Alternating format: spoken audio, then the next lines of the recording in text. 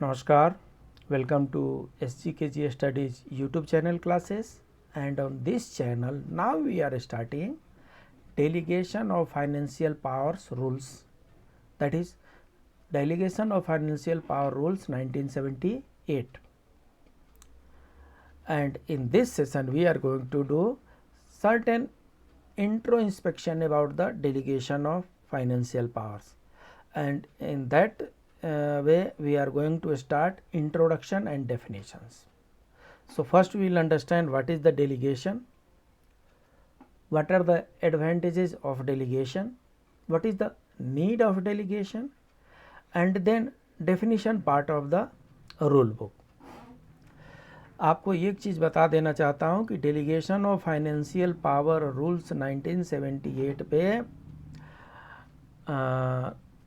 DOPT ने इस act को डिजिटलाइज्ड फॉर्म में भी कहीं दिखता नहीं है कि कहाँ पे उसने रख दिया है। तो इसका जो बेयर एक्ट है वो डिजिटलाइज्ड फॉर्म में नहीं मिलता है, इसके बुक भी कहीं कहीं ही मिल रहे हैं। तो इसलिए इस मटेरियल की थोड़ी कमी है मार्केट में। जिनके यहाँ अगर ये बुक मिल रहा है वो बुक परचेज कर सकते हैं, अपने पास रख सकते हैं। देखना यही होगा कि अपडेटेड है कि नहीं, क्योंकि ये 1978 का जो रूल बुक है लगभग हर दूसरी तीसरी साल इसके पावर्स को रिवाइज किया गया है। लगभग हर 3 साल 4 साल के बाद से इसमें अमेंडमेंट इशू किए गए हैं। अभी इसको फ्रेश इशू होना बाकी है, तब तक ये 1978 का एक्ट ही चलेगा, रूल ही चलेगा। बड़े ध्यान से देखना है। मैंने इस तरीके से बनाया है कि फर्स्ट रीडिंग में ही आपको बड़ी आराम से समझ में आने लगे। एक बात और बताना चाहूँगा कि ये जो delegation of financial powers rule 1978 है, इसका सप्लीमेंट्री पार्ट जो है वो GFR 2017 है। इसका सप्लीमेंट्री पार्ट जो है इसको सप्लीमेंट करता है general financial rules 2017। Delegation of financial power rules से ही अराइज हुआ है GFR 2017. So there is no contradiction between delegation of financial powers rule 1978 and GFR 2017. GFR 2017 is supplementary to DFPR 1978. In short, we'll call it as a DFPR. DFPR, Delegation of Financial Power Rules 1978. सबसे पहले हम ये समझते हैं कि delegation होता क्या है। Delegation of authority refers to the subdivision and sub-allocation of powers to the subordinate in order to achieve effective results. होता क्या है, जितने भी ऑर्गेनाइजेशन होते हैं इस ऑर्गेनाइजेशन में ड्यूटीज़ को डिस्चार्ज करने के लिए कुछ पावर की ज़रूरत पड़ती है। जो पावर होता है वो सारे पावर लगभग टॉप में होते हैं। वो सारे पावर को जो टॉप अथॉरिटी है उसको एग्जीक्यूट नहीं कर सकती, क्योंकि वॉल्यूम ऑफ वर्क ज़्यादा होता है, क्वांटम ऑफ वर्क ज़्यादा होता है। इसलिए सारे जगह पे टॉप अथॉरिटी नहीं रह सकती और सारे एक्ट को, सारे रूल को, सारे रेगुलेशन को टॉप अथॉरिटी एग्जीक्यूट नहीं कर सकती है। तो वर्क को फैसिलिटेट करने के लिए, टॉप अथॉरिटी के बर्डन कुछ कम करने के लिए और उनसे लोअर लेवल का जो लीडरशिप है, ऑफिसर्स हैं, मैनेजर्स हैं, उनको ट्रेन करने के लिए, उनमें रिस्पॉन्सिबिलिटी इनकलकेट करने के लिए भी डेलीगेशन किया जाता है। डेलीगेशन का मतलब ये होता है कि मैं अपना पावर अपने से सबऑर्डिनेट को डेलीगेट करता हूँ, देता हूँ, मैं उनको प्रतिरोपण करता हूँ। जो मेरे पास पावर है, सारे power in government of India all powers rest with the president. सारे पावर्स, जितने भी एग्जीक्यूटिव पावर हैं वो सारे प्रेसिडेंट के पास होते हैं। देश के जितने काम होते हैं सब प्रेसिडेंट के नाम होते हैं। क्या ये संभव है कि प्रेसिडेंट महोदय सारे जगहों पे उपस्थित हो? क्या ये संभव है कि जितने भी इंडिया में काम होते हैं वो सारे जगहों पे प्रेसिडेंट महोदय साइन करें? क्या ये संभव है कि सारे कार्य प्रेसिडेंट महोदय द्वारा एग्जीक्यूट किए जाए? नहीं संभव है। इसलिए उनके पावर्स को डेलीगेट किया जाता है। और पार्लियामेंट्री फॉर्म ऑफ गवर्नमेंट जो इंडिया में है उसके अनुसार प्रेसिडेंट महोदय का जो फाइनेंशियल पावर है वो फाइनेंस मिनिस्ट्री इंजॉय करती है। प्रेसिडेंट महोदय का जो भी फाइनेंशियल पावर है वो फाइनेंस मिनिस्ट्री एंजॉय करती है। फाइनेंस मिनिस्ट्री उस पावर को डेलीगेट करती है बाकी सब डिपार्टमेंट में, बाकी सब मिनिस्ट्रीज में, और बाकी सब मिनिस्ट्रीज अपने डिपार्टमेंट को डेलीगेट करते हैं, और डिपार्टमेंट जो का हेड जो होते हैं वो हेड ऑफ द ऑफिस को डेलीगेट करते हैं depending upon their capacity to execute the power, और उसी को डेलीगेशन कहते हैं। डेलीगेशन का मतलब ये होता है कि अपना पावर अपने सबॉर्डिनेट को काम करने के लिए दे देना। इसका मतलब ये नहीं होता कि रिस्पॉन्सिबिलिटी टल गई, रिस्पॉन्सिबिलिटी सुपर रिस्पॉन्सिबिलिटी है, सिर्फ डेलीगेशन ही है। डेलीगेशन का एक रूल और है कि अगर मैं अपना डेली पावर जो है किसी मिस्टर बी को दे रहा हूँ, तो मिस्टर बी उस पावर को सी को नहीं दे सकते, क्योंकि जिसका पावर है सिर्फ वही उसको डेलीगेट कर सकता है, और डेलीगेट ही डेलीगेट्स नहीं कर सकता।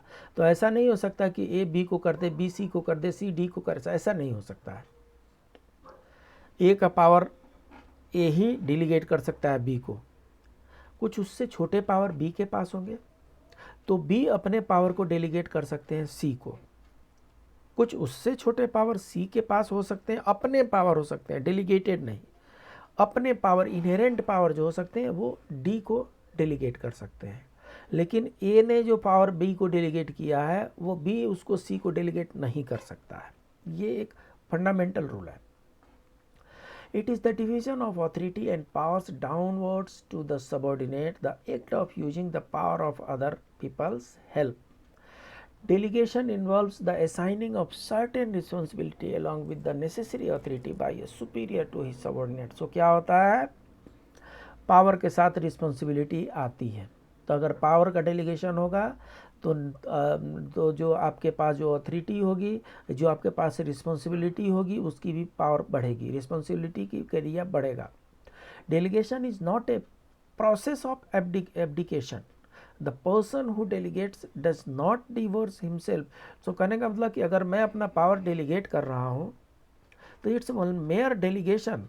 ऐसा नहीं कि मैंने वो पावर छोड़ दिया, वो पावर मेरे पास है, लेकिन काम करने के लिए वो पावर मैंने बी को दे रखा है।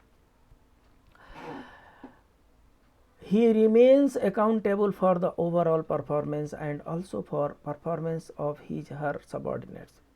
So जो डेलीगेट करते हैं वो उनकी अकाउंटेबिलिटी बनी रहती है अपने कार्य के बारे में भी, और जिनको डेलीगेट किए हैं उनके परफॉर्मेंस के बारे में भी।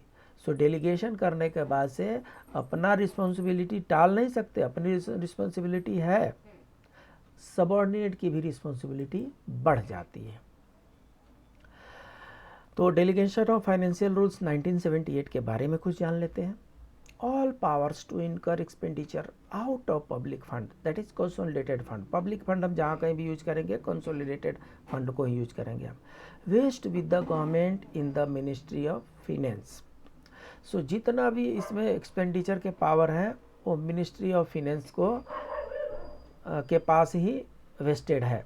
The structure of governments in India and the area of governance is so vast that it is not possible for the so क्या है, इंडिया बहुत बड़ी कंट्री है और उसका गवर्नेंस भी बहुत ज़्यादा है, रिक्वायरमेंट भी बहुत ज़्यादा है, एरिया ऑफ फंक्शन भी बहुत ज़्यादा है, तो इसलिए it is not possible for ministry to execute all the works. So what ministry does? Ministry authorizes all the expenditure, or ministry delegates that power to subordinates. It is not possible for the Ministry of Finance to authorize all the expenditure of government of India by itself. So वो power क्या करती है, further ministry को, department को वो delegate करते हैं। It was necessary to delegate financial powers to incur expenditure out of the public funds to subordinate authorities of various other ministries, department of government of India. So because of enormous nature of job of government of India and Ministry of Finance necessarily delegates that financial powers to other ministries, other departments. So ministry of finance के पास इतना सारा काम है कि वो सारा काम उनको स्वयं से एग्जीक्यूट कर लेना अत्यंत दुष्कर है। तो इसलिए मिनिस्ट्री ऑफ फाइनेंस क्या करती है, अपने पावर्स को डेलीगेट करती है। किसको डेलीगेट करेगी, अदर मिनिस्ट्रीज को, other department of government of India को डेलीगेट करते हैं। The Delegation of Financial Powers Rules 1978 is the compendium containing all the orders delegating powers to authorities other than the Ministry of. So 1978 में जो हम financial rules, delegation of financial rules 1978 जो हम study कर रहे हैं, ये क्या है, कंपेडियम है। कंपेडियम का मतलब ये है कि भारत आज़ाद हुआ 1947 में, और उसके बाद से रिपब्लिक बना 1950 में, और तब से जितने भी फाइनेंशियल एग्जीक्यूशन हो रहे हैं, जितने भी इनकम एंड एक्सपेंडिचर हो रहे हैं, उनके जो जहाँ कहीं भी रिस्पॉन्सिबिलिटी है, लाइबिलिटी है, जहाँ जहाँ भी डेलीगेशन हुआ है, उन सब को वहाँ से लेके 78 तक कंपाइल किया गया, एक जगह इकट्ठा किया गया। वो सारे ऑर्डर्स को, वो सारे मेमोरेंडम को, वो सारे ऑफिस ऑर्डर को, वो सारे स्पेशल ऑर्डर को, वो सारे गजट नोटिफिकेशन को एक जगह इकट्ठा किया गया है, और इकट्ठा करके उसको 1978 रूल का नाम दिया गया है।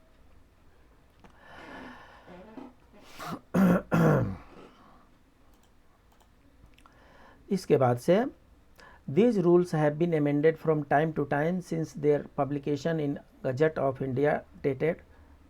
So क्या है, 20 जुलाई 1978 को गजट नोटिफिकेशन में ये पब्लिश हुआ। उससे पहले के जितने ऑर्डर थे, जितने रूल थे, जितने मेमोरेंडम थे, जितने नोटिफिकेशन थे, उन सबको जो अमेंडेड फॉर्म में थे, उन सबको कंपाइल किया गया, और कंपाइल करके और उसके बाद से financial powers rules 1978, delegation of financial powers rules 1978 बनाया गया।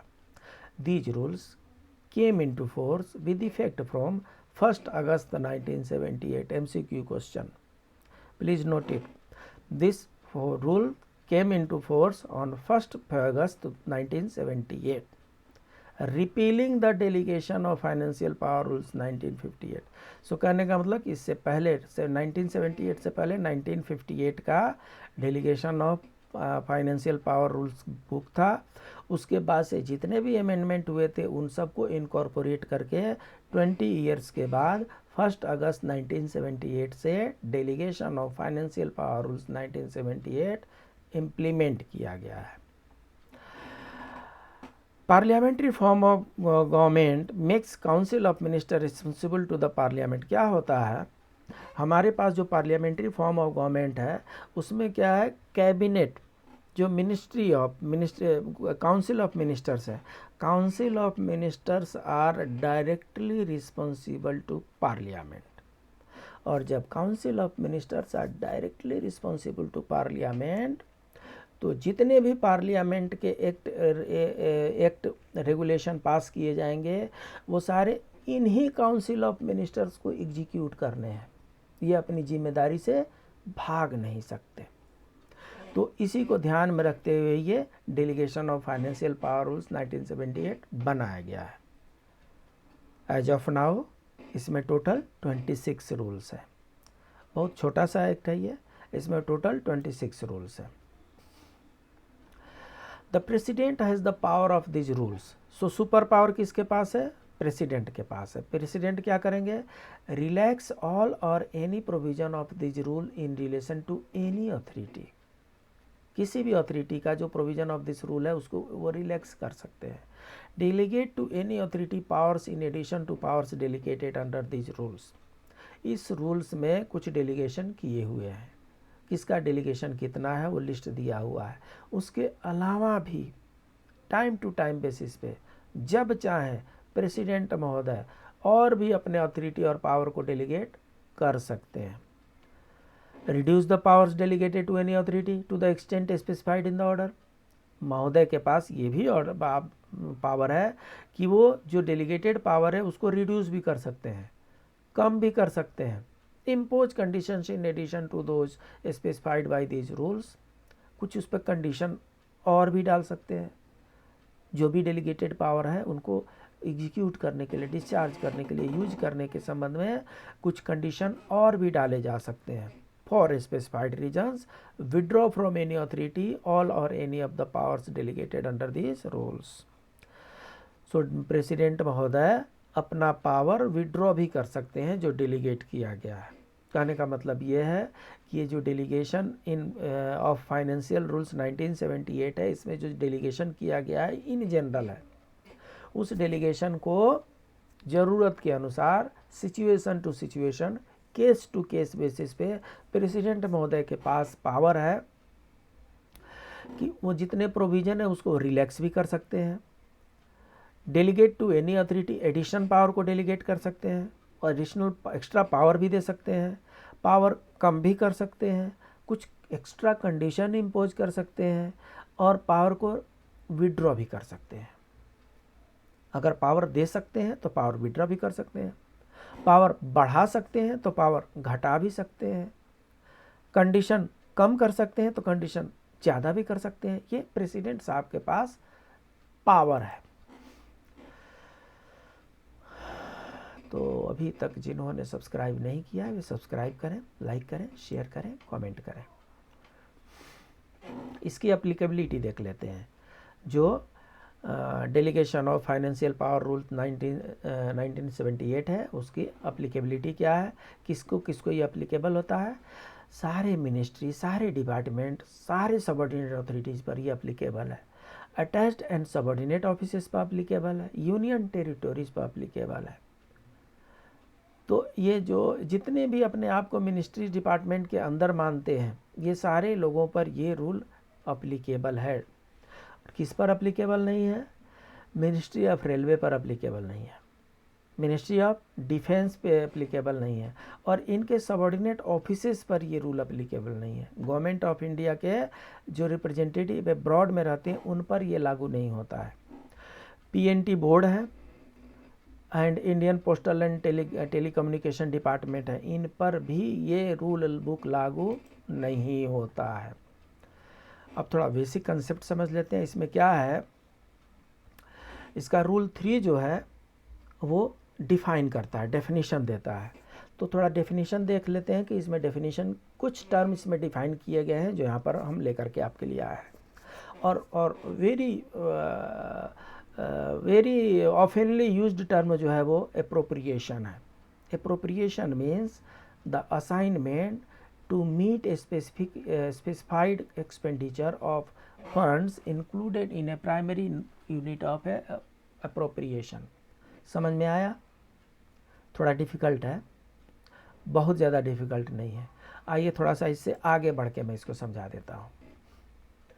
ये अप्रोप्रिएशन का थोड़ा सा देख लीजिए ये image. The act of appropriation का ये प्रोनाउंसिएशन है। The act of setting aside money for a specific purpose. नहीं समझे? फिर से समझाता हूँ। क्या होता है, गवर्नमेंट ऑफ इंडिया के पास कंसोलिडेटेड फंड है। कंसोलिडेटेड फंड में से वो बजट बनाते हैं, और बजट बनाते समय वो एलोकेशन ऑफ फंड करते हैं। इतना अमाउंट डिफेंस के लिए जाएगा, इतना अमाउंट रेलवे के लिए जाएगा, इतना अमाउंट ESIC में अपग्रेडेशन के लिए जाएगा, इतने अमाउंट से हम कुछ इम्प्रूवमेंट करेंगे, इतने अमाउंट से हम कुछ एकोमोडेशन बनवाएंगे, इतने अमाउंट से हम स्वच्छ भारत में खर्चा करेंगे। ये जो एलोकेशन ऑफ मनी है इसी को एप्रोप्रिएशन कहा जाता है। कहने का मतलब कि पार्टिकुलर हेड के लिए स्पेसिफिक अमाउंट जो एलोकेट किया जा रहा है उसी को एप्रोप्रिएशन कहते हैं। हाउसिंग के लिए गवर्नमेंट ने 2000 करोड़ रुपए एलोकेट कर दिया। आपका एलोकेशन, आपका जो एप्रोप्रिएशन है वो बिल्डिंग के लिए 2000 करोड़ रुपया, 2000 करोड़ रुपया हो गया। तो एप्रोप्रिएशन क्या है? Allocation of fund for specific heads for specific purpose. ऐसे 1000 2000 स्पेसिफिक पर्पस हो सकते हैं, और उसी के अनुसार head, major head, minor head, sub head, अलग अलग हेड हो सकते हैं। तो जितना अमाउंट उस पार्टिकुलर हेड में पार्लियामेंट ने पास किया है उतने ही अमाउंट खर्चा कर सकते हैं, और उसी को हम क्या कहते हैं? एप्रोप्रिएशन कहते हैं। इसको क्या कहते हैं? एप्रोप्रिएशन कहते हैं। थोड़ा सा और समझ लीजिए। जो गवर्नमेंट का फंड है वो कंसोलिडेटेड फंड होता है, कंटीजेंसी फंड होता है, पब्लिक अकाउंट फंड होता है। अभी हम जो बातें कर रहे हैं वो कंसोलिडेटेड फंड की बात कर रहे हैं। कंसोलिडेटेड फंड में कहाँ से इनकम आता है? Tax and non tax revenue है। जितना भी टैक्स वगैरह हम पे करते हैं, गवर्नमेंट ऑफ इंडिया का जो फंड है उसको कंसोलिडेटेड फंड कहते हैं।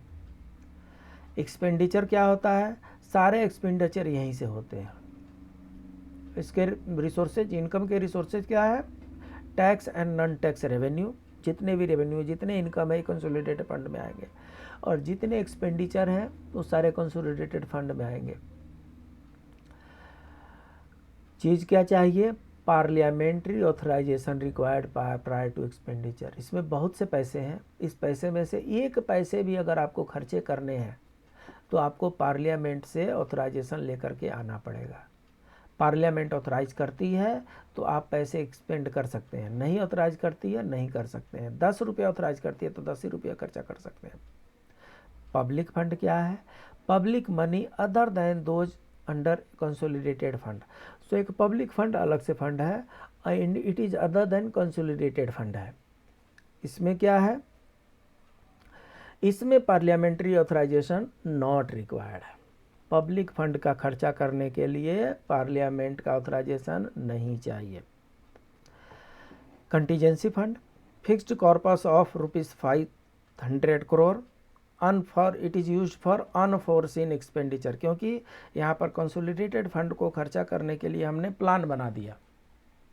पब्लिक फंड को खर्चा करने के लिए हमारे पास ऑलरेडी प्लान है। कुछ अनप्लान्ड इवेंट हो जाते हैं तो उसके खर्चे को मीट करने के लिए कंटीजेंसी फंड बनाए गए हैं, आकस्मिक फंड बनाए गए हैं। सो इसमें क्या है? कंटीजेंसी फंड आपको जैसे ज़रूरत पड़ती है, आप कहीं पे स्टॉर्म आ गया, कहीं पे वोल्केनो आ गया, कहीं पे अर्थक्वेक आ गया, तो ऐसे सिचुएशन में, कहीं मेजर एक्सीडेंट हो गया, तो ऐसे सिचुएशन में कंटीजेंसी फंड को यूज करना है। फटाफट यूज कीजिए, कोई प्रॉब्लम नहीं है। यूज करने के बाद से पार्लियामेंट से अप्रूवल लेना है। दोनों में फ़र्क देखिए, कंसोलिडेटेड फंड में बिना अप्रूवल के 1 रुपया नहीं खर्चा कर सकते। कंटीजेंसी फंड में खर्चा तो कर सकते हैं, लेकिन खर्चा के बाद से उसका पूरा हिसाब किताब पार्लियामेंट में देना पड़ेगा और पार्लियामेंट से अप्रूवल लेना पड़ेगा। तो ये जो चीज़ें हैं थोड़ी सी आपका कंसेप्ट क्लियर करेंगी कंसोलिडेटेड फंड और पब्लिक फंड से रिलेटेड। तो आइए आप देखते हैं।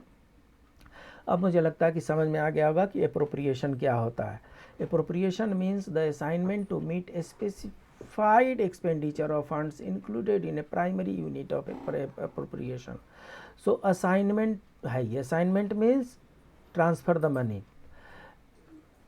allocate the money to meet a specified expenditure, किसी specific expenditure के लिए, included in a primary unit of appropriation. So first जो होता है, बहुत से यूनिट बनाए हुए, उस यूनिट में इनका एलोकेशन होता है।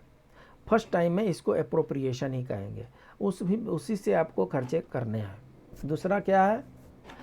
Contingency expenditure, contingent expenditure. तो वैसे तो मैंने आपको यहाँ पर कंटीजेंसी बता दिया है, ये आप देख सकते हैं। कंटीजेंट लायबिलिटी क्या है? अ liability that may occur depending on the outcome of the future event. हमने जो भी प्लान किया था, प्लान के अलावा कुछ घटित हो गया, कुछ एक्सीडेंट हो गया, कुछ इवेंट हो गया, कुछ अनफोर्सिन सिचुएशन आ गया, जैसे सडनली कोरोना लैंड कर गया। तो अगर सडनली कुछ अनफोर्सिन सिचुएशन आ गया तो उसके एक्सपेंसेस को मीट करने के लिए हमें कंटीजेंट लायबिलिटी का सहारा लेना पड़ता है, और उसी को हम कंटीजेंसी फंड भी कहते हैं। और उसी कंटीजेंसी फंड से हम कंटीजेंट एक्सपेंडिचर कहते हैं। कंटीजेंट एक्सपेंडिचर को हिंदी में आकस्मिक व्यय, प्रासंगिक व्यय, फुटकर व्यय, छोटा मोटा व्यय। कंटीजेंट, हमारे ब्रांच ऑफिस में भी कंटीजेंट रजिस्टर होता है, कंटीजेंसी फंड आती है छोटे मोटे खर्चे के लिए। It means all incidental and other expend. So ये इंसिडेंटल चार्जेस भी इसमें अकाउंट हो जाते हैं। Incidental and other expenditure including expenditure on store which is incurred for the management of an office, for the working of technical establishment, office expenses and the like, but does not include any expenditure which has been specifically classified as falling under some other head of expenditure such as works, tools, plans. So contingency में works, tools, plans head नहीं आते हैं. other than works, tools, plans heads आते हैं जो suddenly arise हो जाते हैं और वैसे एक्सपेंडिचर को हमें मीट करना पड़ता है. हेड ऑफ डिपार्टमेंट, क्योंकि पार्लियामेंट तो सारी काम, प्रेसिडेंट महोदय से सारा काम हो नहीं सकता, पार्लियामेंट वो सारी काम करेगी नहीं, मिनिस्ट्री को वो ट्रांसफ़र कर देगी, मिनिस्ट्री के भी अपने लिमिटेशन है, तो मिनिस्ट्री क्या करेगी, हेड ऑफ द डिपार्टमेंट को दे देगी. तो इसलिए जानना जरूरी है कि हेड ऑफ द डिपार्टमेंट किसको कहते हैं. In relation to an office or offices under this administrative control means an authority person as the concerned department in the central government may by order specify as the head of the department. She should not be lower than that of a deputy secretary to the government of India. So साफ साफ बता रहे हैं कि ये एक government, central government department के एक ऑफिसर हैं जो अपने डिपार्टमेंट के इंचार्ज होंगे, बट वो जो होंगे उनका जो पोस्ट होगा, उनका पोस्ट जो होगा लोअर देन डेप्यूटी सेक्रेटरी नहीं होगा. सो सेक्रेटरी हो सकते हैं, ज्वाइंट सेक्रेटरी हो सकते हैं, एडिशनल सेक्रेटरी मुझे लगता है चलेगा, चीफ सेक्रेटरी चलेगा, बट इसमें यह है कि डेप्यूटी सेक्रेटरी से नीचे नहीं हो सकते हैं. सो मीन्स एन ऑथोरिटी, मतलब हेड ऑफ डिपार्टमेंट किसको बोलते हैं, एक अथॉरिटी को बोलते हैं, एक पर्सन को बोलते हैं. As the concern department in the central government में बाय ऑर्डर स्पेसिफाई, और बाय ऑर्डर उनको स्पेसिफाई किया जाएगा कि इस डिपार्टमेंट के कौन अथॉरिटी, कौन हेड ऑफ द डिपार्टमेंट है. गवर्नमेंट ऑफ इंडिया के गजट नोटिफिकेशन में ये ऑर्डर इशू किया जाएगा कि सोनसो डिपार्टमेंट के सोनसो हेड हैं, so he is the head of the department. HOD बोलते हैं कॉलेज में.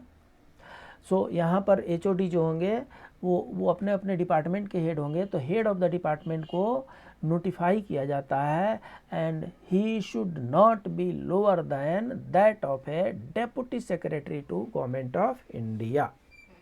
डेप्यूटी सेक्रेटरी से नीचे के नहीं होने चाहिए, मिनिमम डेप्यूटी सेक्रेटरी लेवल के होने चाहिए, तभी हेड ऑफ द डिपार्टमेंट बन सकते हैं. Head of office means a gazetted officer declared as such under rule 14 of these rules.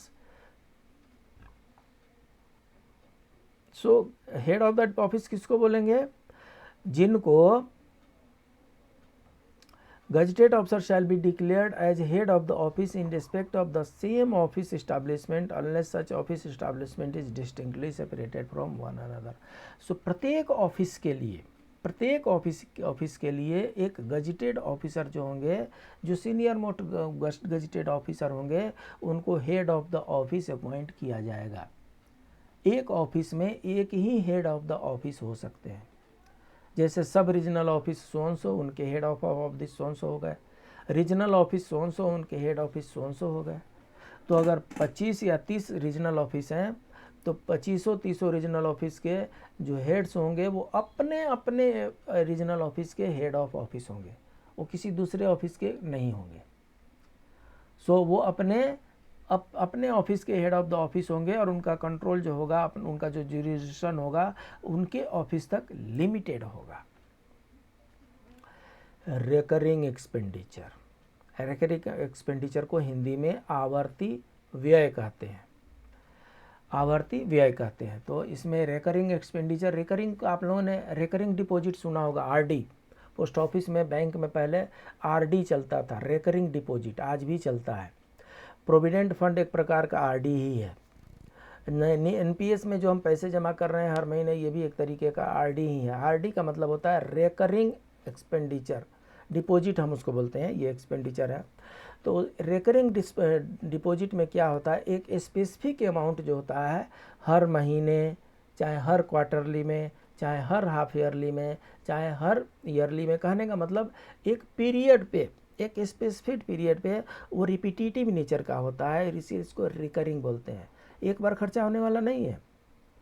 जो सुनामी आई थी उस पर एक बार खर्चा हुआ, जो कोरोना महाराज आए थे उन पर एक बार खर्चा हुआ, लेकिन रोड कंस्ट्रक्शन पे बार बार खर्चे होंगे. नदी नाले को साफ सफाई के लिए बार बार खर्चे होंगे, बिल्डिंग कंस्ट्रक्शन के लिए बार बार खर्चे होंगे, तो उनको रेकरिंग एक्सपेंडिचर कहते हैं। हर साल 4 साल पे उनकी पेंटिंग डेंटिंग करनी पड़ेगी, उसमें भी हर 4-5 साल पर उनका खर्चा होगा, तो वो भी रेकरिंग एक्सपेंडिचर। वे एक्सपेंडिचर जो एक इंटरवल पे होते ही रहते हैं उनको रेकरिंग एक्सपेंडिचर कहते हैं। देखिए, means the expenditure which is incurred at periodical intervals. Expenditure other than recurring expenditure is non recurring expenditure. So जो दो ही तरीके के एक्सपेंडिचर है, एक रिकरिंग एक्सपेंडिचर है जो पेरियोडिकल इंटरवल्स पर इनकर्ड होते रहेंगे, और बाकी जो रिकरिंग एक्सपेंडिचर नहीं है जो कभी कभी यूज होते हैं उनको नॉन रिकरिंग एक्सपेंडिचर कहा जाता है। अब प्राइमरी यूनिट ऑफ एप्रोप्रिएशन का मीनिंग क्या होता है? Primary unit of appropriation means a primary unit of appropriation refer to in rule 8। So इन्होंने रूल 8 को रेफर कर दिया।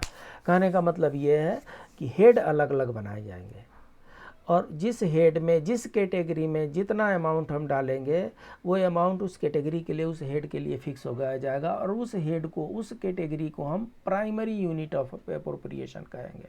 फर्स्ट टाइम उसी में डाला गया है, बाद में क्या होता है वो बाद का पढ़ेंगे, और बाद में क्या पढ़ेंगे ये पे सामने आ गया। री appropriation means the transfer of funds from one primary unit of appropriation to another such unit। कहने का मतलब ये हुआ कि मान लीजिए कि 20,000 करोड़ रुपीस हमने रिवर गंगा क्लीनिंग के लिए हमने अप्रोप्रिएट किया, एलोकेट किया 20,000 crore rupees for cleaning of river Ganga. उसमें से हमने क्या किया, एलोकेट तो किए, लेकिन उस बीच में हमें कुछ ज़रूरत पड़ गई रोड एक्सपेंशन का, चाहे रोड रिपेयर का, तो हम उसमें से 5,000 करोड़ रुपीस निकाल रहे हैं और हम रोड वाले में डाल रहे हैं। तो ये जो 5,000 करोड़ इसमें से एक यूनिट 1 से निकाल करके यूनिट 2 में डाल रहे हैं, इसको री एप्रोप्रिएशन कहते हैं।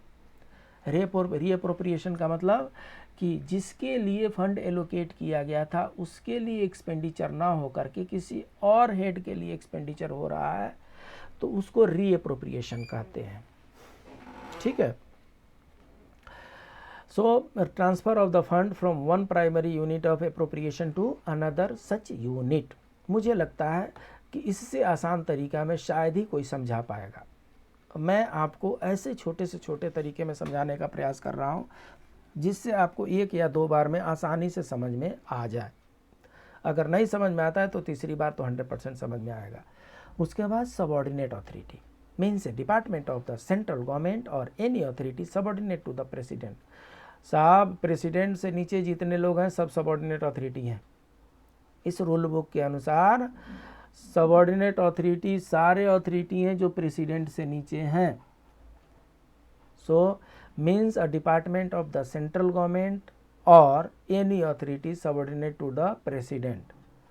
सो जितने भी डिपार्टमेंट हैं वो सारे सबऑर्डिनेट हैं प्रेसिडेंट महोदय से। इस तरीके से हमने यहाँ तक डेलीगेशन का इंट्रोडक्शन देखा। इंट्रोडक्शन देखने के बाद से अब हम अगले चैप्टर की तरफ बढ़ेंगे, और जो अगला चैप्टर होगा वो डेफिनेशन के बारे में होगा। हमने इसको मिक्स इसलिए नहीं किया है क्योंकि समझने में कन्फ्यूजन ना हो। आप देख रहे होंगे कि हमारे जो डिस्कस करने का जो स्टैंडर्ड है, आपको बताने का स्टैंडर्ड है, वो मैं किस लेवल तक आकर के बता रहा हूँ, ताकि अगर बुक नहीं भी मिलता है तब भी आपको समझने में आसानी बनी रहे, तब भी आपको पर्सन पर समझने में कोई परेशानी ना हो। इसलिए जो लाइक नहीं किए वो लाइक कर दें, सब्सक्राइब कर दें, अपने दोस्तों के बीच में शेयर कर दें। विद्या जो है ना, विद्या बांटने से बढ़ती है। कुछ लोग ये सोचते हैं कि सिर्फ मैं ही चुपके चुपके इस वीडियो को देख लूँ, सीख लूँ, पास हो जाऊँ, बाकी लोगों के एक्सेस तक ना पहुँचे। शायद वो भी यही सोच रहे होंगे, और ये भी हो सकता है कि शायद उनको भी पता हो और वो आपके साथ शेयर नहीं कर रहे होंगे। इस गलतफहमी में ना रहिए। बांट करके पढ़ना सीखिए। जो भाग्य है वो भाग्य आपके साथ देंगे ही देंगे।